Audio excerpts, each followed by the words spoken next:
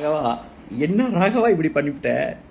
அரசியலில் வர்றதுக்கு முன்னாடியே சரி, திருச்சியில் நாய்ங்க ஓட்டு போடும் உனக்கு.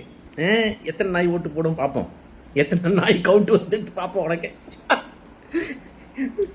பிரியாணி கொடுக்கணுமா? பிரியாணி அப்பா ராகவா, நாய்கெல்லாம் பிரியாணி கொடுக்கக்கூடாது. அந்த பூண்டு அப்புறம் இந்த மிளகெல்லாம் சேராது நாய்க்கு. மீட்டை வந்து அப்படியே பாயில் பண்ணி லைட்டாக மஞ்சள் வேணால் போடலாம், உப்பு கூட போடக்கூடாது. சரியா? இது கொஞ்சம் தெரிஞ்சுக்கோ, இது ரொம்ப முக்கியமானது. நாய்ங்கெல்லாம் கோச்சிக்கிச்சு உங்ககிட்ட. இப்போ காங்க்ரோச் ஜனதா பார்ட்டி மாதிரி டாக் ஜனதா பார்ட்டி ஒன்று ஆரம்பித்து அவங்க வரப்போகிறாங்களாம், பின்னாடி கடிக்க வராங்களாம். டே, எங்கள் உடம்பை கெடுக்க பார்க்குற நீ எங்கள் உடம்பை கெடுக்க பார்க்குற, நீ மக்களுக்கு என்ன பார்ப்ப? ராகவா, என்ன ராகவா இப்படி பண்ணிவிட்ட?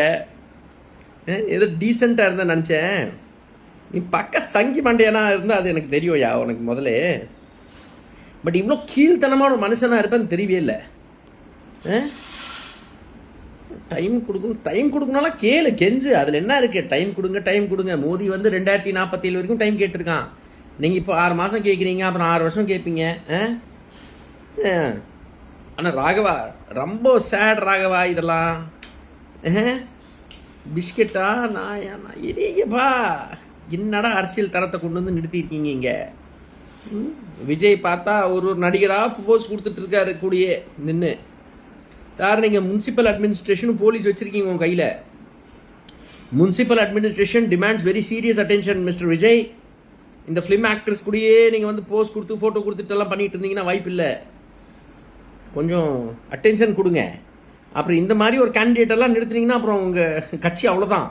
ஆல்ரெடி உங்கள் கட்சியில் நிறையா ஸ்டார் கேண்டிடேட்டெல்லாம் நிறையா இருக்குங்க, இன்னும் சேர்த்துக்காதீங்க. பார்த்து நடந்து போங்க ஐயா, பார்த்து ராகவா.